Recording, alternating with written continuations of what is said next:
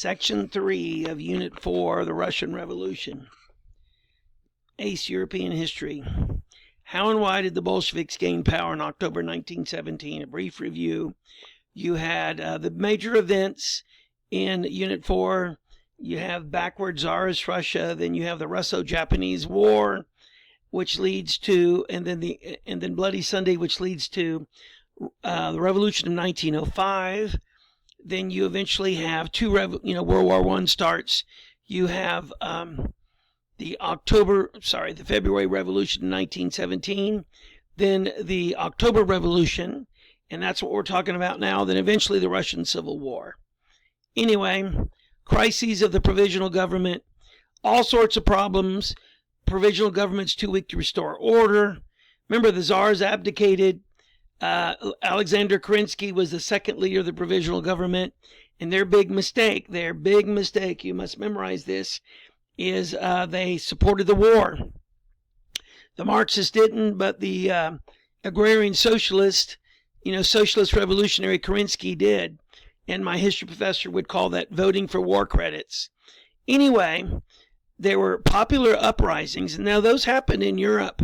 But there's so many Soviets in the Russian cities and in the countryside, and it posed a tough challenge for the army. And the army was a tough challenge because most of the soldiers were deserting. Food distribution is a problem, so the peasants demanded land redistribution. So they thought that after the Tsar fell back in February, they would get church lands, but that didn't happen, so they took land anyway. Lenin comes in back into Russia from Switzerland on the sealed train, the sealed car, and he had no land plan, but what he did was he swiped the idea of the socialist revolutionaries. And I tell my students about this famous American president, who will remain nameless, lest I betray my politics. But what he did was he would look at the other party in the United States, see some of their ideas that were popular, and just take those ideas and say it was his ideal all along. We've had a couple, that's kind of a smart political move. I mean, I prefer the honest approach. But if you're Machiavellian, that is a pretty smart thing to do. So Lenin swiped these ideas from the socialist revolutionaries, who were more popular in the countryside. Bolsheviki, because of their focus on industrial workers, were more popular inside the cities. Anyway, he recognized the land seizures. That's a typo there. Pretty big typo, as a matter of fact, as revolutionary legality, made him popular, made the Bolsheviks popular, whereas the socialist revolutionaries had been popular in the countryside. So what's the old saying? If you can't beat them, join them. The government in the war, and here you say what I already said. That was the provisional government's big mistake. PG means provisional government whenever you see that. I tell my students that frequently you'll have a family that sometimes is in disarray. There's a divorce or something going on and everyone's unhappy, but then there'll be a crisis. Somebody gets ill or somebody dies or somebody's injured, and all of a sudden people put aside their differences and come together. It's kind of what the provisional government thought would happen. They're like, certainly we can agree that we need to defend ourselves from the Germans. Well, apparently the majority did not want to defend themselves from the Germans. So now the big thing is the British and the French, who are having hard times of their own, they're pressuring their Entente allies, the Russians, to stay in, and they gave them financial aid. At the same time, the Bolsheviks are encouraging men to desert and even shoot their officers. And the Russian war effort is going so bad, they lost 60,000 men in one battle. And this separated the provisional government from the Soviets. So for a while, the provisional government and the Petrograd Soviet kind of worked hand in hand, because the Bolsheviks were not dominant in the Soviets, especially the Petrograd Soviet, but they're starting to become that. And this is what's going to separate the two. The July days. Okay. The sailors at Kronstadt established their own government. Now, this is going to be important because this is going to happen again. They're establishing their own government in defiance of the provisional government. They're going to do it again later on when the Bolsheviks take over, and the Bolsheviks are just going to go out and shoot a bunch of people.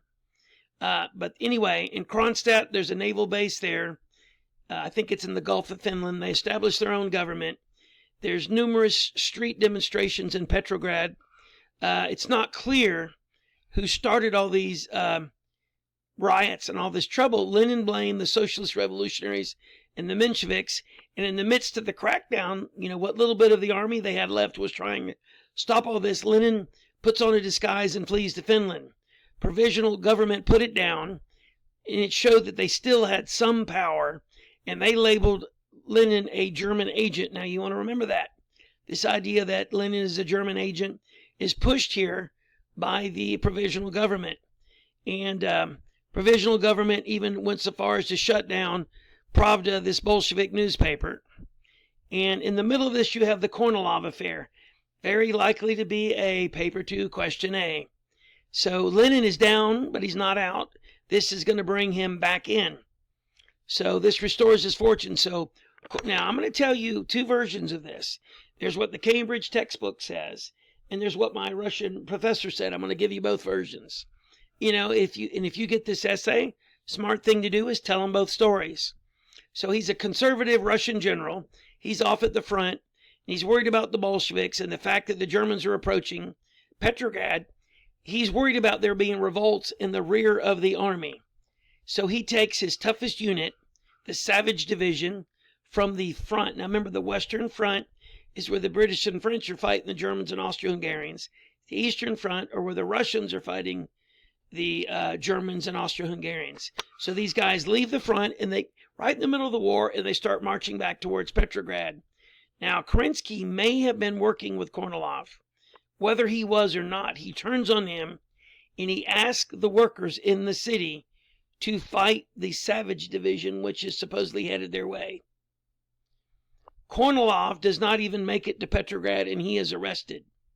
So the right-wingers kind of liked Kornilov, and they're upset with Kerensky because he tries to use the workers against the army, and he upsets the left because they think he may have, in fact, encouraged Kornilov to come back and put down the Bolsheviks. Now, here's where, this is what Cambridge's textbook says. Here's what my Russian history professor said. He said Kornilov was coming back to destroy the provisional government. It's what he said, not what the Cambridge textbook says. And so they are desperate, so they're afraid of the army coming in and putting down the provisional government and Kornilov taking over. So they go to these workers who are, a lot of them, a majority of them are now have thrown in their lot with the Bolsheviks, and they armed them. So my professor says, well, listen, now you've armed the poor workers, and Kornilov doesn't even show up. So 2 things. This was a big tempest in a teacup. Nothing ever happened.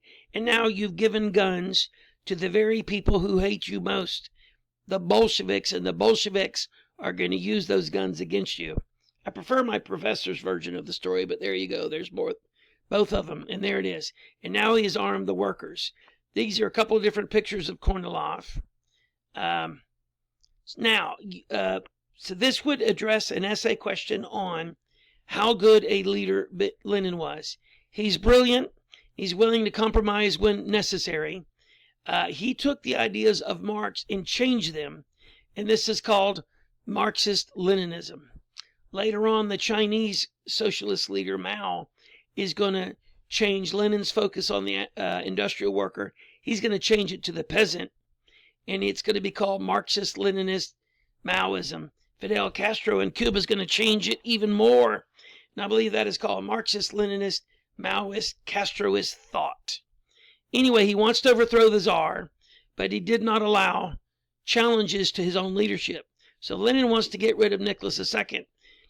And a lot of people want democracy. Lenin doesn't want anything resembling democracy. He wants to be in charge. He's willing to compromise when necessary, but generally he wants his way or the highway. He reaches 2 decisions. We've already talked about this one.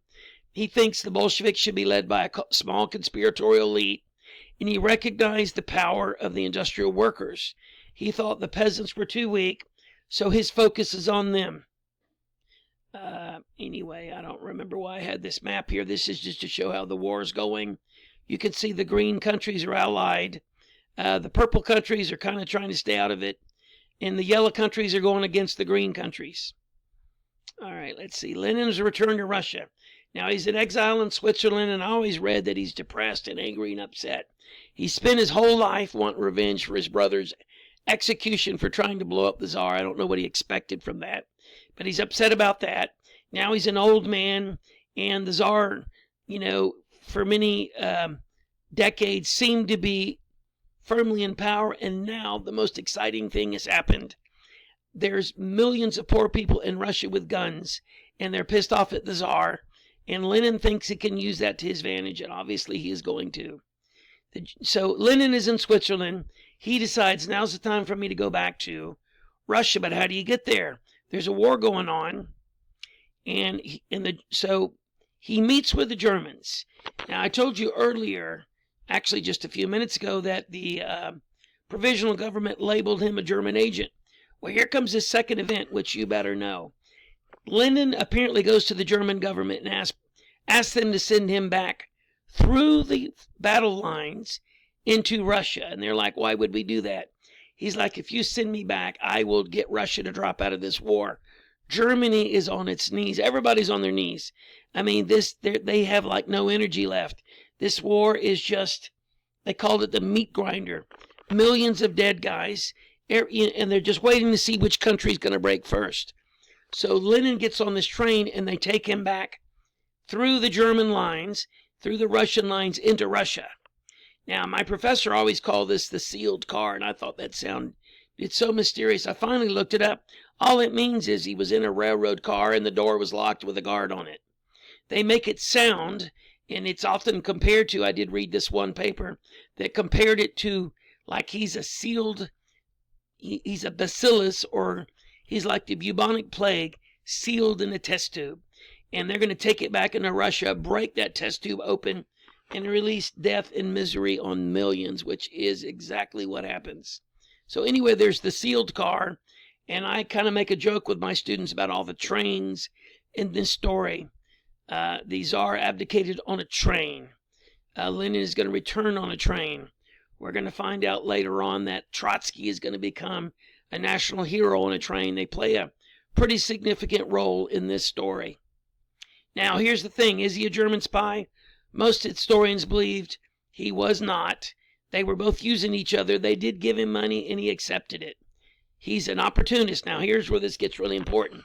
He gets off the train at Finland Station, and there's a crowd of Bolsheviks awaiting him. The leader is returning to Russia, and he gets up and he makes this brilliant speech, and this is called the April Theses. You want to memorize this for your essays.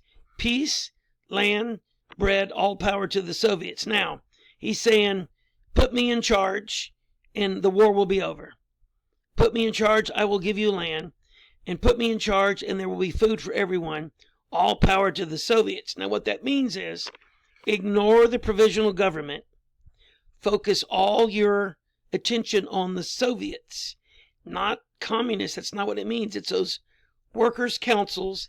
And guess who is starting to dominate the most famous of them? The Petrograd Soviet, the most important. The Bolsheviks are going to dominate it. He's actually going to order Trotsky, who's going to ally with him, to take over the Petrograd Soviets. That's what this is a cynical power play by Lenin, which is going to be spectacularly successful. And he criticizes this dual authority government. He's like, why should we have a provisional government, which is basically descended from the Duma, which is in disrepute? And why should we have a Duma and a Soviet? Clearly, the Soviets should be in power. Okay? So he uses him as a springboard, ruthless and single-minded. He understood propaganda. Even the peace, land, and bread, it's a simple slogan. He probably could have printed up a hat and put that slogan on the hat. He's been gone from Russia so long that he's kind of lost touch, but after a while he realizes he still got it, and he becomes the indisputable head of the Bolsheviks. He's not all powerful yet, but he's close. He criticized the provisional government for being a front for capitalism, and he called for a second revolution. We've had our February revolution, but we need another one. A lot of Americans believe that the American Revolution was just the first revolution, and it was not completed until the Civil War, which was the second revolution, because the first revolution only made some men free. The second revolution made all men free. And you can argue that all day long whether or not that actually happened. But this is kind of the same deal. We need a second revolution, and then things will be set aright. And now what's interesting is Marxist orthodoxy says you go from feudalism to capitalism to socialism to communism. He's kind of skipping the capitalistic phrase. Not phrase, the phase. The theory is that you got to have capitalism. You got to have money. There's got to be rich people. There's got to be the bourgeoisie. You got to have rich people whose money you can take away to move into to build socialism. And the theory is, some people quote Marx like they quote the Bible. They're like, it's got to happen exactly like Marx said. Lenin's like, nah, it really doesn't have to. I got a different way of interpreting Marx. Doesn't seem realistic to the socialists, his plan, but he achieved it with his ruthlessness. Now, Trotsky. Be prepared to write an essay on the role of Trotsky. So there is this committee called the Military Revolutionary Committee. We're going to come back. Trotsky's going to take over this thing. Trotsky's reputation, what was it like? Here's a little bit of history, what happens to him later. I'm not going to go over all this because I don't know that this is really going to be on your exam, but you need to know that. After Lenin's death, he's outmaneuvered by Stalin, is later murdered by Stalin's henchmen. He is removed from Soviet history books and becomes what they call a non-person, like he never existed. But in reality, he was more charismatic than Lenin and a brilliant speaker who knew how to motivate audiences. And historians believe he is the chief architect of the October 1917 revolution. So be prepared for an essay that asks you to make an argument that Trotsky and Lenin, which one was the dominant figure. Lenin, I like to say, was the brains. Trotsky was the brawn. And here are the three players. Stalin on the left, who we really don't talk about at all much in this course. Lenin in the middle. Trotsky, although I've never seen a picture of Trotsky looking like this, on the right.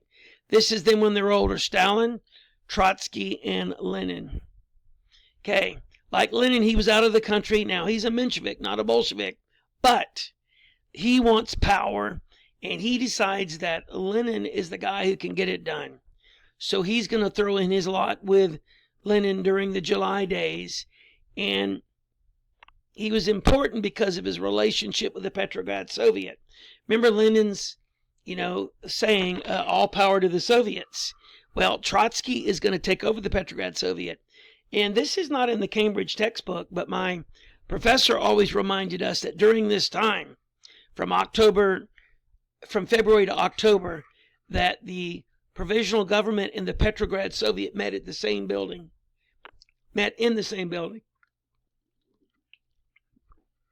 He forms the Red Guards. Now, you need to know who they were. They were an armed workers group, and he is on the Revolutionary Committee. I guess he formed it, the Military Revolutionary Committee, or MRC, of the Petrograd Soviet. So PG stands for Provisional Government, PS stands for Petrograd Soviet, BS stands for Bolshevik. Chuckle. He also joined the Central Committee of the Bolshevik Party. So Trotsky has become Johnny on the spot. And he's Johnny on the spot for Lenin. Now, here's some of the things he did if you get an essay on him. He's been in a lot of essays. He was commissar, and so in this country, we put someone in charge of a governmental bureau. We call them a secretary, like Secretary of State, Secretary of Treasury. In most countries, they call them the Minister of Defense or the Minister of the Treasury. In Russia, that word is commissar. So he's the commissar of foreign affairs. And when they get out of the war with the Germans at the Treaty of Brest-Litovsk, it is Trotsky actually negotiates with them. And later on, during the Civil War, he becomes, the Russian Civil War, the war commissar. Very important figure. Here's the key events. Why did it happen? Now, going to get kind of technical here. The provisional government at this point pretty much has no control over the country or events. and they are discredited by the Kornilov affair, which many people believe Kerensky orchestrated for whatever devious reasons he might have had. And it's also discredited because the Soviets are now doing their own thing. And because they supported the war, and the war is going so badly, that's also caused the provisional government being unpopular. And Kerensky couldn't deliver anything else. He couldn't give the peasants land, and he couldn't give them a new constitution.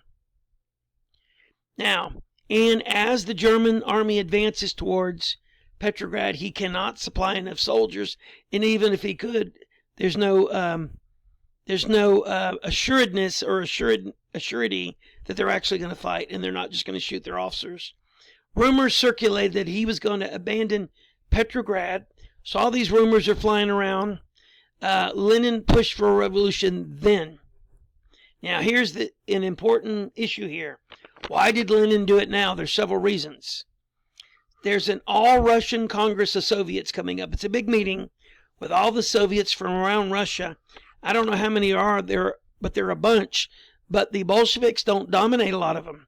They're dominated by those socialist revolutionaries, or maybe even the Mensheviks or the cadets. The Bolsheviks only dominate the one in Petrograd. So the other socialists wanted him to wait, but Lenin was worried they'd get together and they'd do what groups like this do, form a committee. And they'll say, okay, we're going to have a committee, and we'll have, let's see, 1 Bolshevik, 3 Mensheviks, 10 socialist revolutionaries, and 5 cadets. And Lenin would have no power. So he does it now for selfish ambition. So, and again, you see there, they're going to set up a coalition.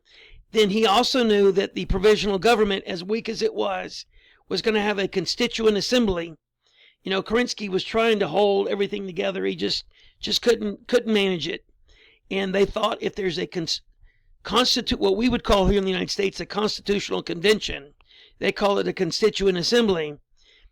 That constituent assembly could give legitimacy to whatever government was chosen, and it probably would not be the Bolsheviks. So he didn't know how well they'd do, so he's like, you know what, we're going to take over now.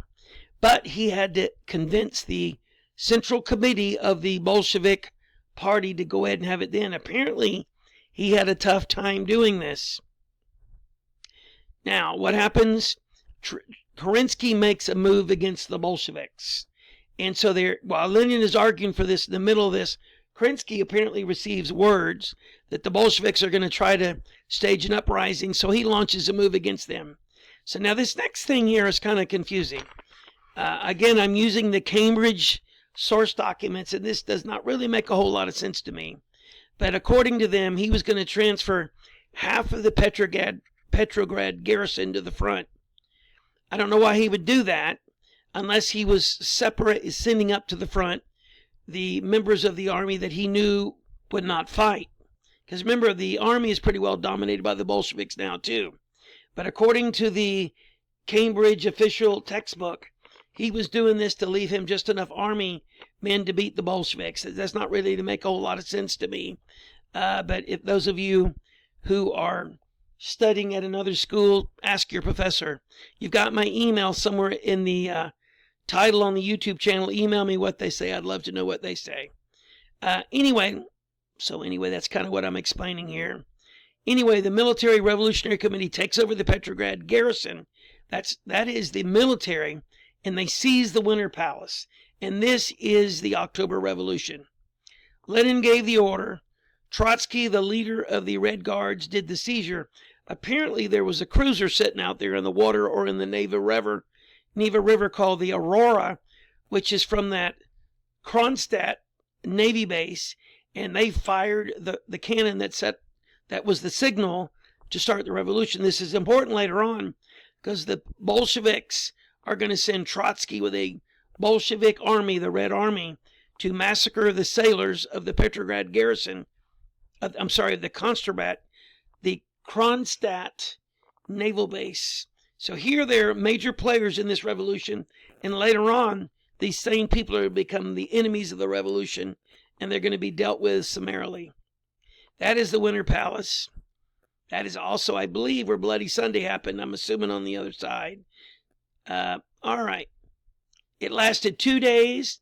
The Bolsheviks later on would claim it was a popular revolt, and there was much support for them. It was a revolution from the hearts of the people, but in reality, there were very few guards there at the Winter Palace, and Kerensky and most of his ministers had left the capital. They were out in the countryside trying to drum up support, people to defend them. And so basically, this is almost what you call a bloodless coup. I'm sorry, I'm going so fast that I'm messing up. That it was a bloodless coup d'etat. There were a few people killed.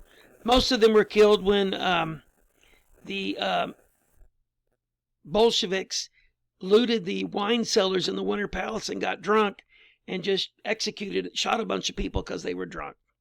But the Bolsheviks took over the power vacuum. The provisional government left.